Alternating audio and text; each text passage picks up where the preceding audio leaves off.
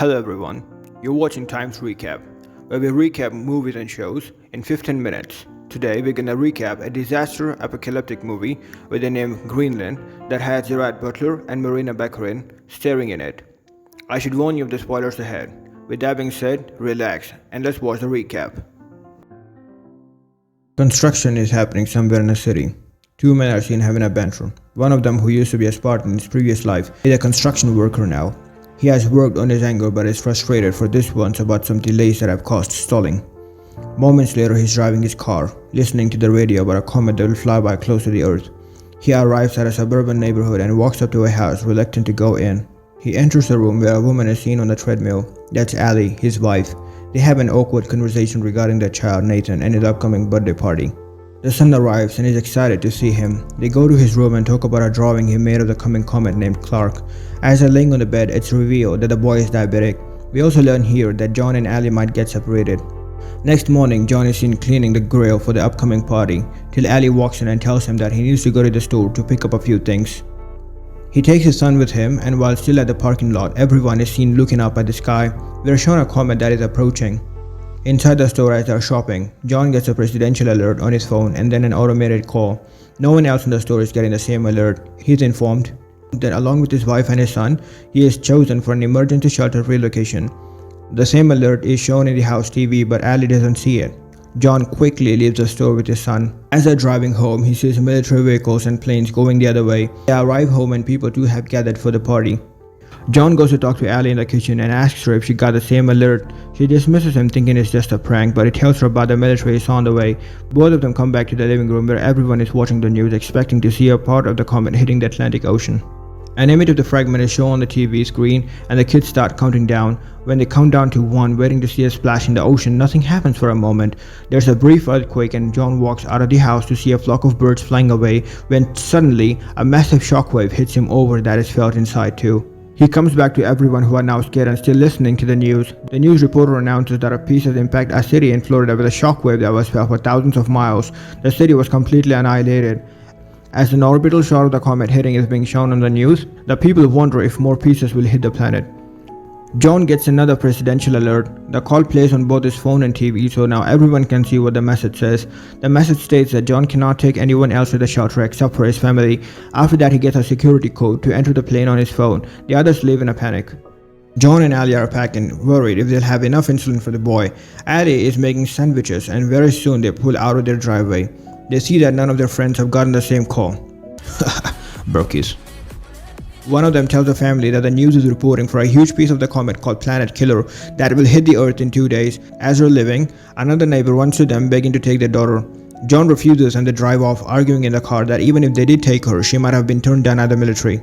Later, as they are driving, we see people robbing the stores. They drive up to a massive traffic jam on the highway and John goes the other way, taking a side road. As they're listening to the radio, they get to know that there have been more impacts since and more are expected, which might take out entire cities or even cause an extinction level event. They arrive at the airbase that is being guarded by the military. People are gathered around because they're not allowed in. The family pushes through the crowd and is allowed entrance with the barcode that they received.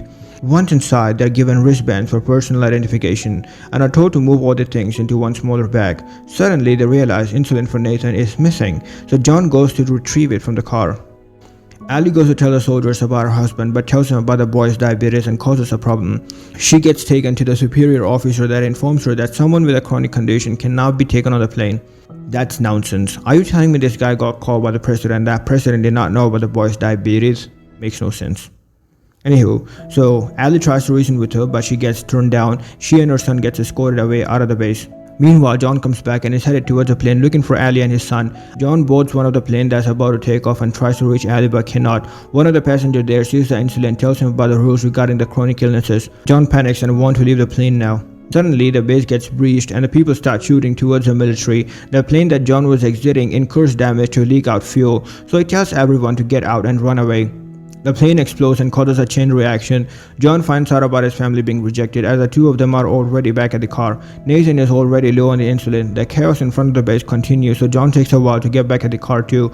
Once there, he finds a message from Allie that she's taking Nathan to her dad's place, so John goes after them. On the way, Allie and the boy get to the pharmacy. She checks his blood sugar and they go to find insulin for him. Suddenly, a gang walks inside and starts shooting, killing people. They manage to escape and get into a car with some people that promise to take her to the dads. The couple Ali's riding with start acting strangely very fast. Eventually, they throw her out of the car, take her wristband, and drive off with her son, leaving her stranded on the highway. Meanwhile, John is lucky enough to find a ride up north as well. Inside the truck, John sparks a conversation with one of the men named Colin, who tells him that they're headed to Canada, where the driver knows someone that has a plane and can take people to the shelters. The military has set up the shelters on Greenland. The man tells him to find his family and meet him in Canada so that they can hitch a ride.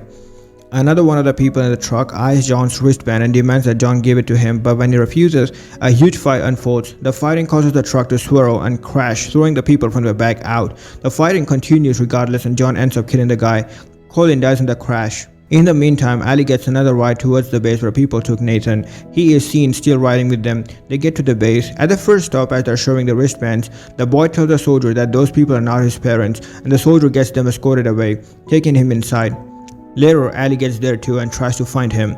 She goes from one stop to another, from one medical unit to another, before finding him inside an ambulance van, and she is informed that he's been given insulin.